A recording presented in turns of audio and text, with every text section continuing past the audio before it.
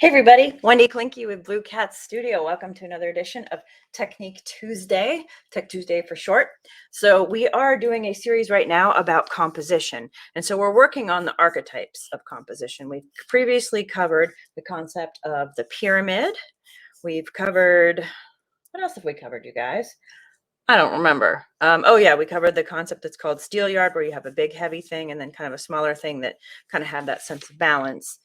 So today we're going to cover, oh, and then we did silhouette, which was our bear. And these were all of previous weeks, and you can find all of these on YouTube. So today we're going to do the idea of a tunnel. Now, the concept of composition is really how do you bring a design together? How do you make a design work? How do you make it pleasing to the eye? So today's concept is tunnel. And so the idea is that you have some kind of a tunnel, right, that then radiates out. It's very similar to the concept of something that's radiating. So what we're going to do is I'm thinking, we could draw a colonnade. So if we're playing with perspective, well, this one could come out like so. It could be like a line. I don't know, let's see, a roof. That kind of curves, doesn't it? And then some stacked columns like so. And now all the focus is going straight to that there. Hey, Linda, how's it going? Glad you could join. My pencil is kind of giving me a little grief, so I'm just gonna sharpen it quickly. So let's go ahead and actually work on a tunnel. And again, the idea is that it's really focusing your perspective or your point of view. So let's see, should I sketch it the way I did or opposite? Let's kind of do what I did. So I love the idea of having it sort of off-centered. So I'm going to kind of get sketchy here. And maybe we'll add a little color. I don't know. I feel like this one's going to be very involved if I try to paint it the full way. So we might just kind of sketch and add a little color. Okay, so here's our door or the entranceway. And then maybe we want it to be a really wide colonnade. And we'll say this is kind of the thing that radiates out. And then we could have arch top, or we could even do like a flat top here. But we do know that our columns are going to kind of just march along here, and they're not going to be exactly even. And I'm, again, just kind of sketching to kind of get that sense. So then if the pieces are coming across straight like so, maybe we want to raise it up a little bit. Sorry, I'm just trying to figure out how to actually get that arch in place. So maybe then it would kind of go like so. And then we have a wall here. It's convenient, right?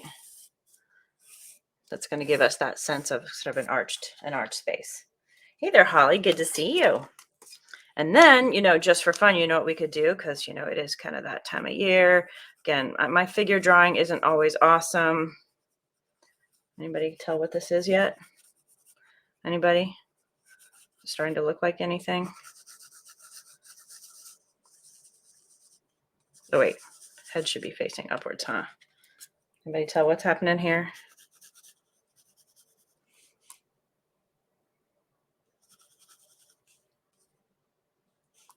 All right. So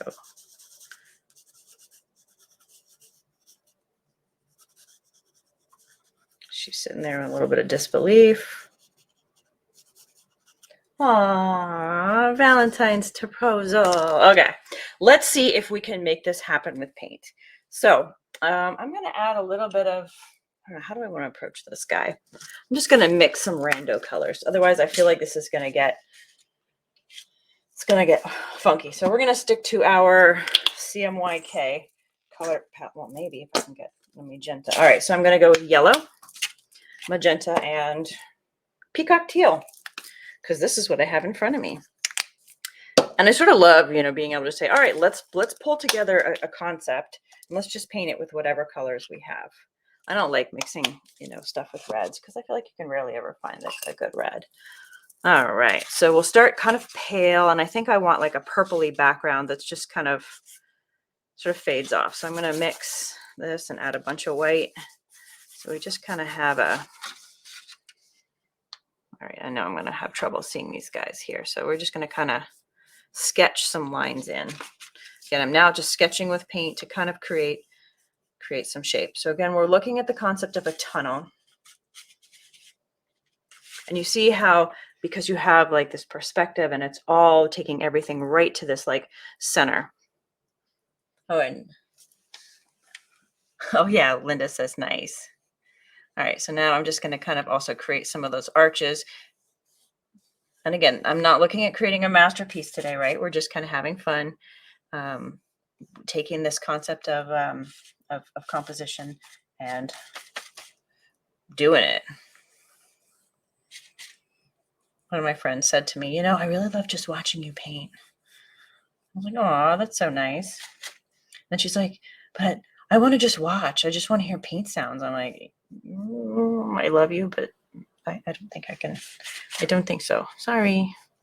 All right, so I'm going to start to add a little bit more tone in here. Again, I'm sketching stuff in here. I'm just trying to get a base coat of color in, not so much anything specific, but I want to just kind of get that sense and the feel of the space.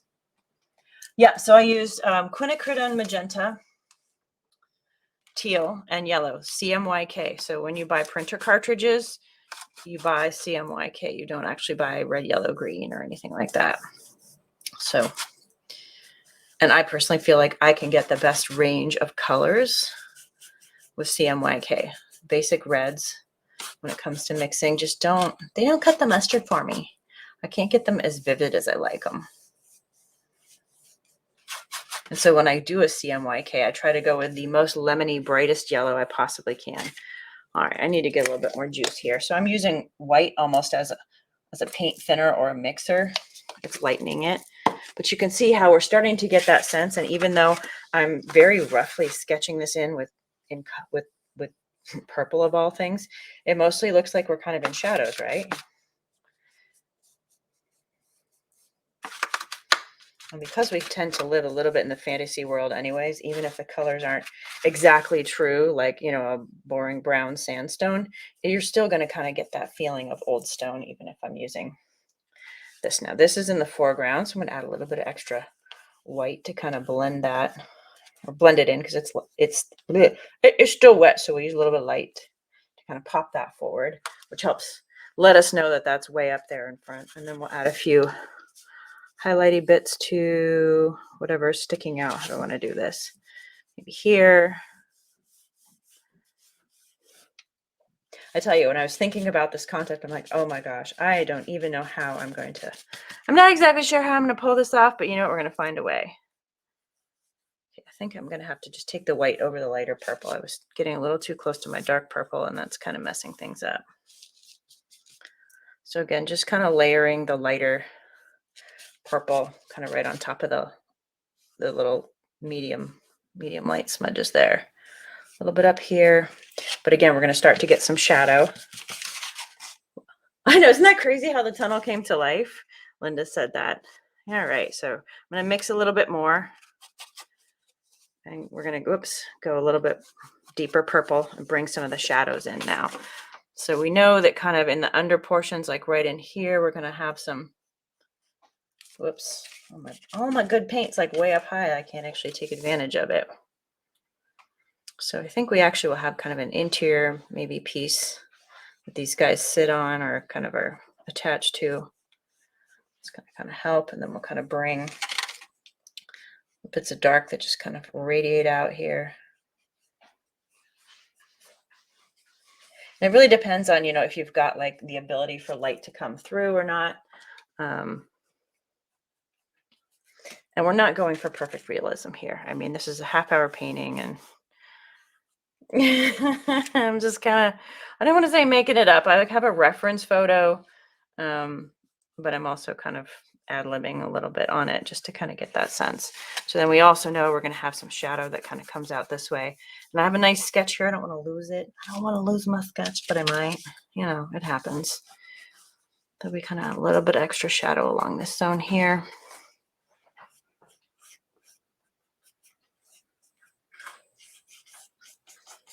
Oh, shoot. I went right into my stuff. I'm sitting here thinking it's like just Space Cadet. I'm sitting here thinking that's like my tape or something. Okay, and then we can add some. Should we get like, well, I don't want to get too dork and fluted or anything, but I think we can kind of add some Maybe some hatching to this guy to kind of give it a little bit of texture so it doesn't look like just some random line that I've drawn. Maybe a couple of highlighty bits kind of right along a few spots here to kind of make it pop out. Like you can almost see a little overlap there. Let's see if we can get a little bit more kind of, maybe I need a mid. We need a mid purple that's kind of between our light color and our dark. You know, guys, I'm finding I keep painting in purple. I don't know what happened. I feel like January, color of the month for January is purple. I declare. It was not on purpose. It is just what is happening. Everything I'm doing this month is purple. It's almost like I've rediscovered how cool purple is. Some of you already knew how cool purple was, but apparently I did not.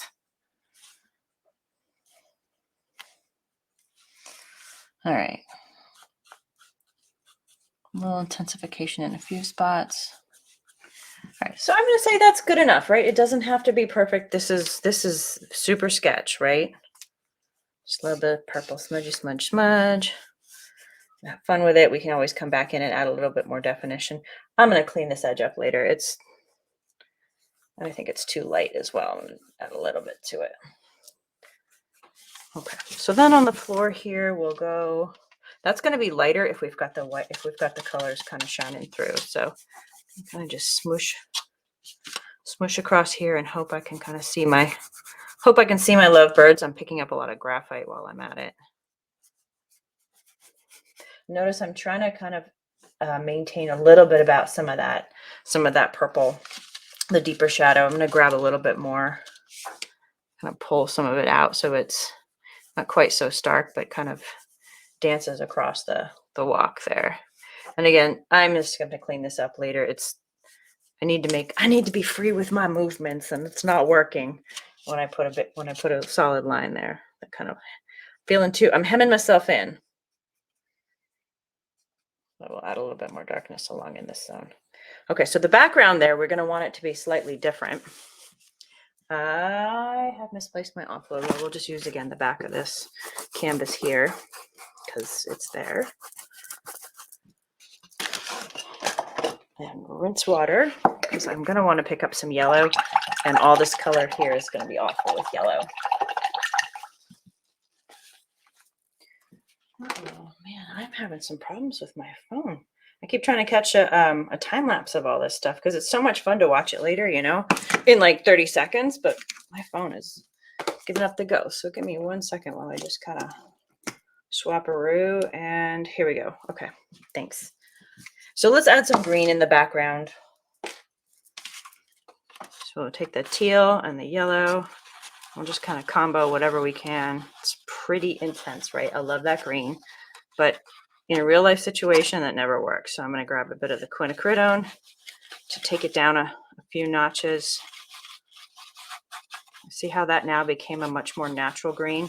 Maybe not as vivid and gorgeous as we like, but a little bit more expectable. And then a touch of white, and at least part of it to just give me a few options for green. All right, I think I might be able to see these guys. So I'm just going to kind of give like a sort of a greenish haze back there.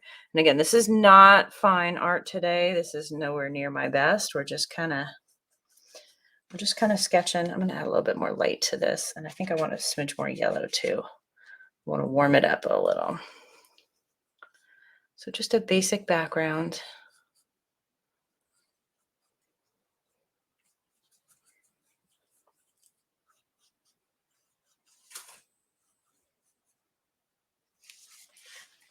So now you kind of have a focus. Again, it's a little weird. I get it. And I'm going to just keep lightening that. So I'm going to take some white with what I already had on my brush. Apparently I had all kinds of interesting stuff. Lighten that. And then just to change it up, I'm going to take a little bit of, just kind of kissing a little bit of yellow here, working it into my brush. And I don't want that to look like yellow. Right now it kind of does. So a little bit more white to spring green, lighten it up. Kind of add just a little bit of texture back there. I don't know, maybe smudge with your finger so I've got a ton of paint on my brush right now. I'm going to have a very hard time blending with that much paint. It's going to be more like it's gobbing on. So I'm even going to sit here and wipe a bunch of that paint that I just mixed off and then kind of come back in here. And I want it to have kind of a dappled, varied look. And so what I'm also seeing developing here, it's almost by accident, but I think it works, and it's going to help with this section here. So I'm going to go back in and grab a little bit more of my darker green and just kind of add some of that down here. So now you really have a little bit of stuff changing around. And all right, now I'm just grabbing more quinacridone, a little bit more teal.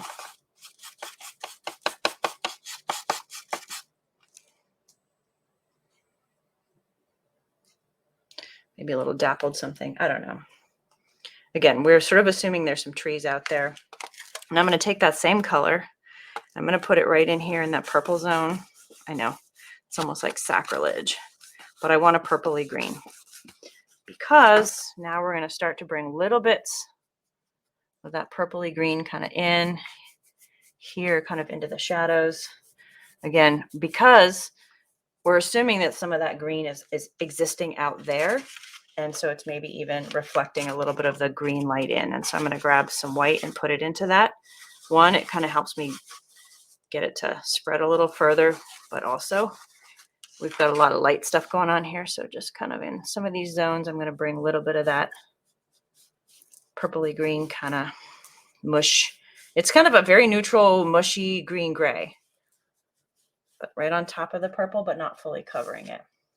Holly says, sorry, I missed the first couple of minutes. When you say in reality that vibrant green doesn't work, is that because that green is meant to represent trees or something in reality as in paint on canvas? So in general, trees don't tend to be the insane, vibrant, almost electric green that I like to mix. So I have to kind of tone it down. If you look outside, it's almost never quite as screaming as I can get it, except when we're in, fantasy land. So I tend to add, because we're working also in muted tones. We have a lot of purple and stuff. If I said screaming bright, am I really far behind on your comment there? I don't know. But because these are somewhat muted colors, if we go too screaming bright, it's going to feel jarring. So I'm going to add dapple a little bit more light in a few spots here. I'm thinking that maybe it's almost like an open work thing. I don't know. This section isn't working for me, but it's fine. Maybe I'll just make a little bit more purple. I'm probably just going to mess it up, but that's cool. All right, so I'm grabbing a little more magenta. Why? I don't know. Maybe that's just because what's on my thing. All right, so it's not fantastic, but you got the idea, right? Okay, good. That's really what matters. A little bit more purple here, darker to just kind of edge. Now again, so I'm kind of adding layers of color. It would have helped if I'd had like a really good reference for this and had some time to really plan it out and think my way through this one. But I think we could do this anyway. Oh, right, here's my offload. So if you're watching, don't forget to say hi. I absolutely love it when you guys chat with me. It's not like there's a secret club of people who get to chat, people who don't get to chat. I absolutely love it when you guys pop on and say hi. I know I've always got Linda and Holly. You guys are the best. All right, I'm looking for my dryer, which fell off my table. Okay, I want to know, is anybody else like this? You have your space set up, but then it has like your art space has like 6 jobs. All right, we're going with the old school dryer because I don't know where my fancy one is. It's dry. So my space has like 6 jobs, and I try and ask my space to do like all 6 jobs at once, and that just never works. It never works. All right, I'm going to sketch this guy back in just so I can kind of see him. He's here. He's looking up. He's got her hand. She's here looking down. Her hand is here. Her other arm is kind of up in disbelief. Skirt, legs. We're gonna keep this one simple, but let's sketch them in. We'll start with kind of a white. So I'm gonna grab this thing here. Hey there, Cassie. Hi, Kathy Neely. Good evening. First time watching. Yay! I'm so glad you're joining us. And Linda says, this is really inspiring, Wendy. I need to do these lessons. They're just mind-blowing. Oh my goodness. Well, thank you. She says, I'm inspiring her to paint more. I'm going to go with teal. You know what? Because I can. And I'm going to mix it with white to just kind of play it down a little. And we may end up just putting these, oh, this brush. This is one I didn't wash properly. And you know what happens? I've got like this random, look at this. It's like this whole thing out here that's like, pew. It's like buckwheat from the Little Rascals or something. Okay, so we're going to do kind of a little, we're just going to sketch this guy in here. Again, I'm not going to go too far on details with these guys. I think we just want silhouette. So I may end up doing them darker. But it is Valentine's, so we might as well have a little proposal happening, right? His hand is here, her hand is here. Again, this is pretty much like stick figures with a couple steroids. I'm not going, I don't have my, yeah. This feels like my weak point, right? So some of you may be way better at drawing than I am, but I'm hoping that at least kind of the concept that we're discussing is helpful and interesting as you think about, you know, a composition. So again, it's like, hey, you know, I don't know what to draw. What should we, oops, this brush is dead to me. That stray bristle. I'm going to see if I can actually save this thing. Cassie says, heard this year is the year of purple. I really want to know, what is the Pantone color of the year? Is it a purple too? Am I just picking up on that vibe by accident? Is that what's happening here? All right, where's one of my mermaid brushes? Sorry guys, I need a mermaid. Okay, the mermaid brushes will not fail me. We'll do better with those. All right, here we go.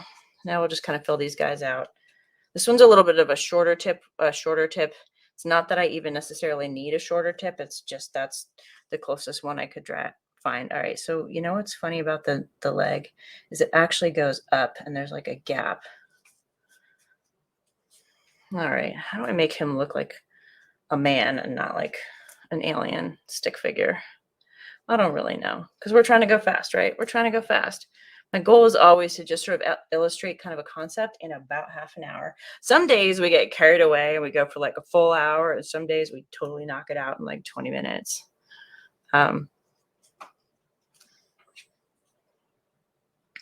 So again, when you're like, hey, I'm not really sure what I should draw. Well, you could even like go through like the whole list of, what's the word I'm looking for? The list of the different composition types, and you could actually make some decisions based on that. All right, so I know this is crazy. I'm going to add little bits of teal in here, kind of to start to sketch this guy out, maybe add a little definition. Why am I using teal? I don't know, because I don't want to use black. So if you haven't painted with me or you're new, I don't like black. I mean, I like black, right? I'm wearing black. But I find that we often use black kind of as a crutch when we're not sure what to do with color. And I have been guilty of that myself. So I'm not just sitting here being all self-righteous or anything, I promise. All right, so I think this is where the column is. I need to just be clear on that. So the light portion is sort of the side of the column, and then the dark part is kind of what's, I don't know. Here we go. We just do this. Oh yeah, so I'm babbling on, and I just sort of got sidetracked. But you know, I've tended to use black as a crutch, and a lot of us do. But, you know, that's the fastest way to get kind of like a muddy painting. And, you know, look who's talking. This is a little bit muddy. But another thing that I think is really fun, you know, when you are painting is that you can totally just, you know, mess with the colors. Like, right? Like, hey, yeah, sure. There's no such thing as turquoise in any of this stuff. But I'm going to add it anyways because we can. And in the end, it more or less works. It may seem a little odd at first. You look and be like, how the heck did she come up with that? But all right, you know, it actually works. Or orange. Fluorescent orange is another one of those ones that I absolutely love of like throwing in there. And Holly says, I've fallen into your habit of staying away from black. Yeah. Of course, you know, sometimes we use it. Sometimes it is still necessary. But if I need to, you know, add a shadow to something, black is almost always the last thing I go see. All right, I'm going to add just a little bit of kind of like almost round things up here to kind of create caps on the columns. But it's also something that doesn't come naturally, like the not using black. That takes a lot of time and practice. And so I do, at least, you know, as we do our Technique Tuesdays and our luncheon paints and everything else, unless I'm, you know, actually trying to go for a black, I try and model the behavior that I'm trying to encourage, right? A little bit of something here in the roof to just kind of keep that going. I don't know. Flailing a little bit here, but I think you got the idea. And these guys want to be darker. So I'm going to just come in. I think I'm going to turn them into a deep magenta. So I'm just taking a little bit of that teal. And if I had a darker teal or navy blue and wanted to mix that in, that would work too. Although, did you know navy blue is pretty much black and bright blue mixed together? But I feel like, that's okay because it's not just straight black. So anyways, yeah, if you want a painting to be like more vibrant and sort of pop and have a little bit of a wow factor, the more you can avoid black, the better. So for example, I'm just going to, now that I'm ranting about black, because I do, oftentimes people see this painting and they see this vase and there's absolutely zero black used in this entire painting. I ended up using a bright cobalt blue and then like the mushiest greens I could find to darken. And then I actually just use blues that it's not even white. That is like a very light blue, but it looks like black and blue or black and white. And so that's the thing is that, sometimes I feel like you got to just sort of enter the matrix and actually start to realize that our brains trick us. Our brains tell us that's brown, that's white, that's green, that's blue, when in fact, it could be something completely different.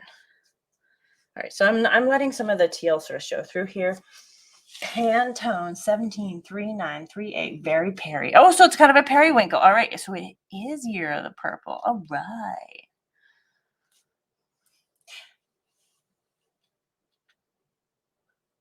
Oh, Linda, you watched the Wild and Whimsical Flowers tutorial, the one with all the mixing. Yeah, that one was a long one, but I thought it was so much fun. I was like, all right, it's a little long, but the results were pretty good, so we're gonna go with it. Okay, so there's my crazy stick figures. They kind of look like garbage, but you got the idea, right? So now I feel like we need a few more darks here. And so I'm just going to take kind of that deep purple. And if some of the magentas start to show through in a few spots here, just going to kind of brush it in. I feel like I'm missing some orange, but I don't know that we'll necessarily use orange. But you see how when I bring a little bit of that, oh, this poor brush, Quinacridone magenta with laced, I want to call it, yeah, it's laced with the teal, just kind of plopping it in there. Just kind of goes, oh, pow, what's happening there? All right, I'm almost out of this Quina. Squeeze. There we go. Luckily, I got like 6 more bottles of this because it is the best. But this is the Liquitex Quinacridone Magenta. I think I've posted links around before. So if you don't have this yet, you should get it. You can grab it at Michael's. I think you can also get it at Hobby Lobby. I don't remember if they carry Liquitex. They're just... I tend to go shopping on Sundays, and Hobby Lobby's always closed on Sundays. So they don't get as much of my business as Michael's does. All right, so I guess I'm now just going pure with a Quina. So what I'm trying to do is I'm trying to add a little bit more darkness in here. I talk about this a lot, but values, which is the lights and the darks, sort of the contrast factor, really matters. And so I feel like a lot of this stuff is very similar in tone. Like this is almost the same as this. So I'm trying to add a little bit of darkness in this area up here. And again, this isn't winning any prizes. This is not an art piece I would ever attempt to sell. But it's still kind of fun to just play and, maybe zigzag a little bit of that magenta, maybe bring a little bit along a few spots here. Again, just to kind of wake things up a little bit. Oh, I've got something strange going on there. Maybe a little bit more magenta on these guys. Well, I got her figures all messed up, but that's fine. And again, I'm just layering it on top of layering the colors, and it just kind of gives it some life. So I think I'm also going to lighten the background a little bit more and maybe bring a little bit more purple. This little tiny guy is horrible for mixing. I'm not being nice to my brush. So we're going to take some of that and just going to bring a little bit of that arch down this way. It feels kind of incomplete when it's just cut off by the white part. So Again, this is where you just take some artistic license as you're doing a project. Say, all right, you know what? In terms of, feeling more balanced, I need to sort of close the loop on that by doing this. And now that I've kind of got that darkness here, I can kind of bring a little bit more of the darkness up kind of along that line and out. Come on, girl.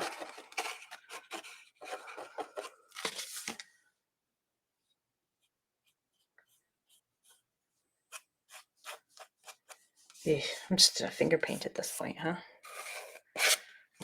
All right, let's give this guy a rinse. Poor thing. It's like all gouged up. And then where did I put the other? Okay, here's that other brush. I'm going to lighten back here a little bit. So I've still got a bit of this pale green, and grab a little bit of white to just kind of soften it up. Just kind of bring some of that, kind of dapple it in. And that looks really yellow on camera. It's much softer green than what you see. And it is more green than yellow, but I'll just add a touch of blue to it to, again, lighten it a little. Then I'm going to grab some of that purpley mixy stuff, put it here, a little touch of yellow, just a smidge.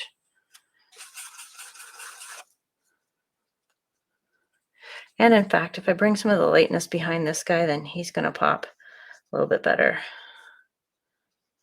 And then we'll do a little bit more around her as well. I should have given her a ponytail, huh? She'd be cute with a ponytail. This totally reminds me of like the colonnades at Stanford University in Stanford, California, near Palo Alto. I grew up near there, so we would sometimes go there. All right, so now that's making a lot of sense. Can you guys see how that's starting to make sense? Where we've got, it's brighter here so that their figures kind of pop a little. And then I'm just going to take, again, a little bit more artistic license. I know I had a lot of dark kind of happening in this area, but I want to soften the floor around them just to bring their figures a little bit more to the foreground. And what I'm using this weird mushy green, and it's kind of mixing in a few spots with the Quinacridone Magenta. These are not the most beautiful colors, but they're actually working in a very odd way. And it's kind of fun when you just allow yourself to let go of what colors you think should be there and be like, oh, well, this is what's nearby, so that's what I'm going to use, and let's see what happens. But be willing to use clashy colors and colors that don't mix well, but in small amounts, right? Because you saw how we added some green to this to get kind of a muted but lively gray. Can you have something muted but lively? But it wasn't black. That's what I'm really trying to say. And we kind of got away with it. And so also as we use this sort of similar palette, the things are all kind of in the same color family, so they also make sense. Like if I were to throw some just straight old like pumpkin orange in here right now that wasn't mixed, guaranteed you guys would be like, oh my God, what did she just do? Although, I have fluorescent red on hand and I'm so tempted to grab a little bit. Okay, so now then to tie this back together again to get some of the reflection, I'm sort of bringing some of that green in a few tiny highlights here. So again, not a masterpiece by any stretch, but you now see that we've got a proposal. She's all excited. I think her skirt needs to be longer or more defined or something. I don't know. I'm not up on these modern fashions. I'm kind of like, I just found the best pair of sweats at Walmart, and I'm like, that's kind of how I'd like to. It's kind of like how I'd like to spend my day. Although I had to dress for work today, so All right, guys, I'm going to call it a day. 35 minutes of just kind of messing around on paint and having a good time. But you can see now how powerful the concept of a tunnel is. They are a little bit more difficult to do. You can see where, a few spots in here where I also struggled, simply because you're working with all these elements of perspective, of having these repeating pieces. I'm like, well, wait, we got to do this. Oh, wait, there's more.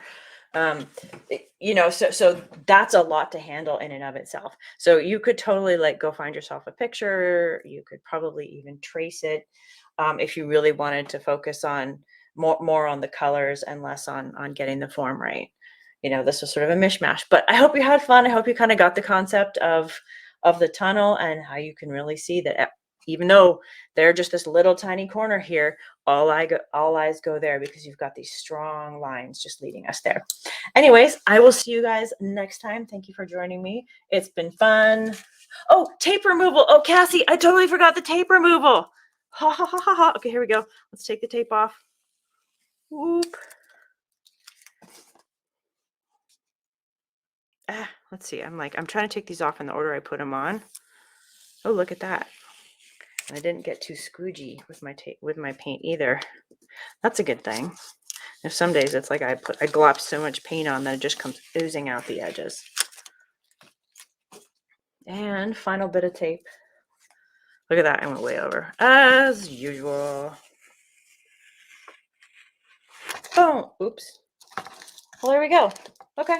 So now you kind of have the idea. I actually like it better with like a dark frame on it. I might have to come in and be like, frame it out or something. But there you go. There's the reveal. Bring it up a little closer. Again, not my best work. Yes, today, not tomorrow. All right, there we are. Oh, look, there. See, my perspective's wrong, or I taped it funny. I will see you guys next time. Thursday, not noon, but sometime in the lunchtime-ish hour. All right, guys, bye.